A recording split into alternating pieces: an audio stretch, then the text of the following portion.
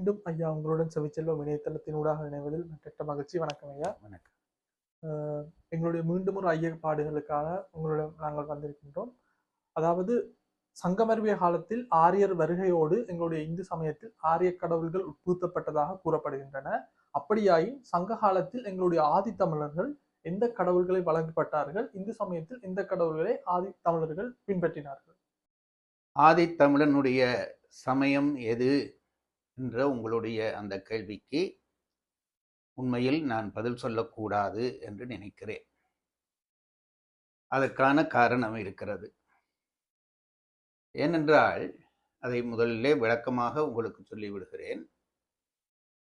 ஆதி என்ற வார்த்தை நேற்றைய நாளையும் குறிக்கும், போன வருடத்தையும் குறிக்கும், இன்னும் 100 வருடங்களுக்கு முன்னைய காலத்தையும் குறிக்கும், இன்னும் 1000 வருடம் அல்லது கோடி வருடம் என்று இந்த வருடங்களுடைய எல்லை நீண்டு கொண்டே போகிறது. ஆகவே ஆதி என்கின்ற அந்த எல்லை கோட்டை நாங்கள் எந்த இடத்திலே கீறப்போகிறோம்? தமிழனுடைய ஆதித்தமிழன் என்று சொல்லப்படுகிற அந்த தமிழனுக்கு அந்த கால எல்லை எது என்ற கேள்வி சாதாரணமாக யாருக்கும் எழும்பக்கூடிய ஒரு கேள்விதான். ஏனென்றால் நாங்கள் நமக்கு தெரிந்த அல்லது வரலாறு தெரிந்த கால எல்லையைத்தான் ஆதி என்ற சொல்லாலே குறிக்க விரும்புகிறோம். ஆனால் இந்த கால தத்துவம் என்பது மிகப்பெரிய விஷயம்.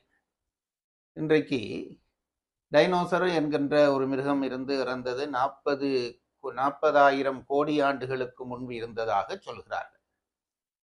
இதெல்லாம் எவ்வளவு நீண்ட காலங்கள் என்று நினைத்து பாருங்கள். அதற்கு அப்பாலும் காலம் என்ற ஒன்று இருந்துதான் இருக்கும். இதற்குள்ளே நாம் ஆதித்தமிழனுடைய சமயம் எது என்று தேடுகிற போது அந்த தேடலின் நோக்கம் என்ன என்பதை நாம் முதலிலே தீர்மானிக்க வேண்டும். என்ன பிரச்சனை என்று கேட்டால், மொழி அல்லது மதம் அல்லது தத்துவம், இனம் என்று இருக்கக்கூடிய விடயங்கள் எல்லாம் மனிதர்களினுடைய உயர்வுக்காக உருவாக்கப்பட்டவை. இதை நாம் மறந்து போகக்கூடாது. உயர்வு என்கிற பொழுது ஒற்றுமை, அன்பு இவற்றை எல்லாம் வளர்ப்பதற்காக உருவாக்கப்பட்டதுதான் இந்த மொழி, மதம் என்பவையெல்லாம் என்று நாம் உறுதிபட நினைக்க வேண்டும். ஆனால் இன்றைக்கு ஒரு புதிய நோய் நமக்கு இடையிலே வந்திருக்கிறது. இவற்றையெல்லாம் எதை கொண்டு மனிதன் உயர வேண்டும், அன்பு காட்ட வேண்டும், ஒற்றுமைப்பட வேண்டும் என்பதற்காக எவை உருவாக்கப்பட்டனவோ அவற்றையெல்லாம் இன்றைக்கு பகைக்காரணிகளாக நாங்கள் மாற்றிக்கொண்டிருக்கிறோம். உண்மையிலே சமயம் என்பது இன்றைக்கு ஒரு பகையின் குறியீடாக மாறிவிட்டது. அதுபோல மொழி என்பதும் இன்றைக்கு பகையின் குறியீடாக மாறிக்கொண்டிருக்கிறது. நான் வழிபடுகிற கடவுள்தான் கடவுள், நான் பேசுகிற மொழிதான் மொழி என்று ஒவ்வொருவரும் பிடிவாதம் பிடிக்கிறார்கள். அதிலே கூட தவறிருப்பதாய் நான் கருதவில்லை. ஆனால் என் மொழி உயர்ந்தது, என் சமயம் உயர்ந்தது என்பதை சொல்வதற்காக இவர்கள் என்ன செய்கிறார்கள்? இன்னொரு சமயத்தையோ மொழியையோ தாழ்த்த நினைக்கிறார்கள். அப்படி தாழ்த்துகிற பொழுது பகை பிறந்து விடுகிறது. அந்த பகையினாலே இன்றைக்கு உலகம் ஆபத்தினுடைய, அழிவினுடைய விளிம்பு வரை வந்திருக்கிறதாக அறிஞர்கள் எல்லாம் சொல்கிறார்கள். இதை முதலிலே நாம் மனதிலே பதித்து கொள்ள வேண்டும். நான் ஆதித்தமிழன் என்ன சமயத்தவனாக இருந்தான் என்று சொல்கிற பொழுது அதனோடு பகை வளராமல் நாம் பார்த்து கொள்ள வேண்டியது கட்டாயமாக இருக்கிறது. இது ஒன்று. நான் சொன்னது போல நமக்கு கிடைக்கிற கால நீட்சி ஆதாரங்களை வைத்துக்கொண்டுதான் இந்த கேள்விக்கு பதில் காண வேண்டி இருக்கிறது. அதை முதலிலே தெரிந்து கொள்ள வேண்டும். இந்த கேள்விக்கான பதிலாக வருகிற விடையிலே இருந்து நம் இனங்களுக்கிடையிலே மோதல் வரக்கூடாது. அதை மிக நன்றாக நாம் நினைத்து கொள்ள வேண்டும். ஏனென்றால் தெய்வம் என்பது ஒரு பொருள்தான். அதை எல்லா சமயமும் ஒத்துக்கொள்கின்றன. தெய்வம் பலவாக இருக்க வாய்ப்பே இல்லை. அதை பாரதியார் சொல்வார், தெய்வம் பலபல சொல்லி பகை தீயை வளர்ப்பவன் மூடன் என்று சொல்வார். கடவுள் என்பவன் ஒருவனாகத்தான் இருக்க முடியும். சமயங்கள் பலவாக இருக்கலாம். சமயங்கள் பலவாக இருக்கிற காரணத்தினாலே கடவுள்களும் பலவாக இருக்க வேண்டும் என்றால் வேடிக்கையான உலகமாக இந்த உலகம் மாறிவிடும். ஆகவே நாம் ஒன்றை தெரிந்து கொள்ள வேண்டும், ஒரே கடவுள்தான். ஒரே சூரியனை இலங்கையிலிருந்து நான் தரிசிக்கிறேன், இந்தியாவிலிருந்து இன்னொருவர் தரிசிக்கிறார், அமெரிக்காவிலிருந்து இன்னொருவர் தரிசிக்கிறார். தரிசிக்கிற இடங்களை பொறுத்து அந்த தரிசனங்களிலே சில மாற்றங்கள் நிகழும். அதுதான் உண்மை. அதை வைத்துக்கொண்டு சூரியன் பல என்று சொல்கிறவன் மூடனாகத்தான் இருக்க முடியும். அதுபோல இறைவன் ஒரே பொருளாகத்தான் இருக்கிறான். அவனை அடிப்படையாக கொண்டு சமய வேற்றுமை பேசி நாம் அழிவை நோக்கி நகரக்கூடாது என்பது என்னுடைய அபிப்பிராயம். இனி உங்கள் கேள்விக்கு பதிலுக்கு வருகிறேன். இந்த கால நீட்சி என்று சொல்கிற பொழுது எங்களுக்கு தெரிந்து, இன்றைக்கு எங்களுக்கு தெரிந்து ஒரு 3000 ஆண்டு அல்லது 2000 சொச்ச ஆண்டுகள் எங்களுக்கு முந்தின வரலாறு இருக்கிறது. தமிழர்களுடைய தொல்காப்பியம் என்கின்ற இலக்கண நூல் இன்றைக்கு 2000 ஆண்டுகளுக்கு முன்பே வந்துவிட்டதாக ஆராய்ச்சியாளர்கள் சொல்லுகிறார்கள். அதை வைத்துக்கொண்டு பார்க்கிற பொழுது ஒரு இலக்கண நூல் வர வேண்டுமானால் அந்த மொழி பயிலப்பட்டு அதனுடைய சாறு எடுக்கப்பட்டுத்தான் இலக்கண நூல்கள் பிறக்க முடியும். இது இலக்கணம் தெரிந்தவர்கள் ஒத்துக்கொள்ளக்கூடிய ஒன்று. தமிழர்களுடைய இலக்கண நூலாகிய தொல்காப்பியம் என்பது மிக ஆழமான ஒரு இலக்கணம் என்று இன்றைய மொழியியலாளர்கள் ஒத்துக்கொள்கிறார்கள். அவ்வளவு ஆழமாக அந்த மொழி இலக்கணம் அமைக்கப்பட்டிருக்கிறது. அப்படி என்றால் என்ன தெரிகிறது? அந்த மொழி தொல்காப்பியருக்கு முன்பே பலகாலம் பயிலப்பட்டிருக்க வேண்டும். அதை நாம் தெரிந்து கொள்ள வேண்டும். பலகாலம் பயிலப்பட்டிருக்கிறது.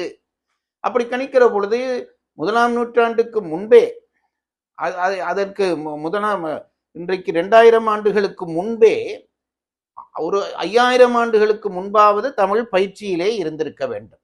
ஆகவே இந்த இந்த எல்லையை வைத்துக்கொண்டுதான் ஆதி தமிழனை பற்றி நாம் ஆராய வேண்டி இருக்கிறது. அந்த ஆராய்ச்சியை பண்ணுகிற பொழுது அதற்கு முந்தியும் ஒருவன் இருந்திருப்பான், அவனிடமும் மொழி இருந்திருக்கும். அதற்கு நாம் போக வேண்டாம். ஒரு 5000 ஆண்டுகள் கிறிஸ்துவுக்கு முன் என்று சொல்கிறோமே, அதற்கு முன்னூறு 5000 ஆண்டுகள் வரை இந்த தமிழினம் வாழ்ந்திருக்கிறது என்று வைத்துக் கொண்டோமானால் அவர்கள் என்ன சமயத்தை கடைபிடித்தார்கள் என்று நாம் ஆராய வேண்டும். அப்படி ஆராய்கிற பொழுது நம்முடைய அகழ்வாராய்ச்சிக்காரர்கள் இன்றைக்கு வரலாற்றை நிலத்தை தோண்டி தோண்டி தோண்டி வரலாற்று உண்மைகளை கண்டுபிடித்துக் கொண்டு இருக்கிறார்கள். அப்படி கண்டுபிடித்த அளவிலே, நான் கண்டுபிடித்த அளவிலே தான் சொல்லுகிறேன், இன்னும் நிலத்தை தோண்ட தோண்ட இன்னும் என்னென்ன உண்மைகள் வரப்போகிறதோ தெரியவில்லை. இப்பொழுது கீழடியிலே வந்திருக்கக்கூடியதான அந்த அகழ்வாராய்ச்சியினூடாக வந்திருக்கிற உண்மைகள் மனிதர்களை வியக்க வைக்கின்றன. ஆகவே இந்த உண்மையினுடைய அடிப்படையில், இன்றைக்கு கிடைக்கக்கூடிய அகழ்வாராய்ச்சி உண்மைகளினுடைய அடிப்படையிலே தமிழர்கள் மத்தியிலே சைவ சமயம்தான் நிலைத்திருக்கிறது என்பது தெரிகிறது. இது என்னுடைய சமயம் என்பதற்காக நான் விருப்பினாலே இதை சொல்லவில்லை. ஏனென்றால் அகழ்வாராய்ச்சிகளிலே பல இடங்களிலே லிங்க ரூபங்களை எடுத்திருக்கிறார்கள். ஆலயங்களினுடைய, நம்முடைய இந்து ஆலயங்களுடைய அமைப்பான கட்டமைப்புகள் பல இடங்களிலே தெரிய வந்திருக்கின்றன. ஆகவே தமிழர்கள் நிச்சயமாக இந்து சமயத்தை கொண்டவர்களாகத்தான் ஆதி தமிழர்கள் இருந்திருப்பார்கள்.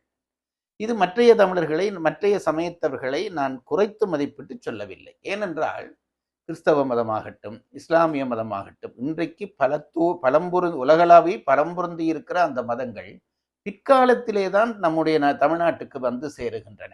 ஆரம்ப காலத்திலே அவை இருக்கவே இல்லை.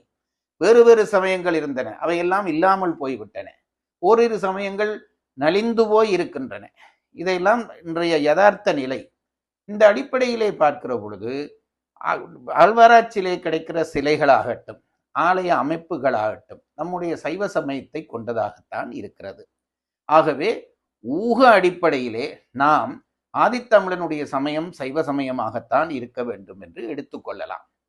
அதை தவிரவும் நீண்ட இலக்கிய மரபொன்று நமக்கு இருக்கிறது. நீண்ட இலக்கிய மரபு 2000 ஆண்டுகளுக்கு முன்பிருந்தே நல்ல இலக்கியங்களை படைத்திருக்கிறார்கள் நம் பெரியவர்கள். அந்த இலக்கியங்கள் சொல்லுகிற செய்தியை பார்த்தாலும் நம்முடைய இந்து கடவுள்கள் தான் தமிழ் கடவுள்களாக இருந்திருப்பதாக தோன்றுகிறது. சங்கப்பாடல்களிலே படிக்கிற பொழுதே முருகனை குறிஞ்சிக்கிழவன் என்று சொல்கிறார்கள், தமிழ் கடவுள் என்று சொல்கிறார்கள். அப்படி வேறொரு சமய கடவுள், தமிழ் மொழியினுடைய கடவுள் என்று சொல்லப்பட்டதாக தெரியவில்லை. ஆகவே அதையும் ஒரு சான்றாக எடுக்க வேண்டும். பின்னாலே சங்கங்கள் அமைத்து தமிழ் வளர்த்திருக்கிறார்கள். இந்த சங்கங்களுக்கு முருகன், சிவன் போன்றவர்கள் தலைவர்களாக இருந்து தமிழ் வளர்த்தார்கள் என்ற செய்திகள் இலக்கியங்களிலே பதிவாகி உள்ளன. அவர்களுக்கு எந்த தேவையும் இருக்கவில்லை. ஆனால் உண்மையை அவர்கள் உரைத்திருக்கிறார்கள் என்றுதான் நாம் கொள்ள வேண்டும். இந்த அடிப்படையை வைத்து பார்க்கிற பொழுது நிச்சயப்படுத்தி, அதாவது நமக்கு கிடைக்கக்கூடிய கால எல்லை வரலாற்றுக்கு உட்பட நினைத்து பார்த்தோமானால் ஆதி தமிழனுடைய சமயம் நம் சைவ சமயமாகத்தான் இருக்க வேண்டும் என்று உறுதிபடச் சொல்லலாம்.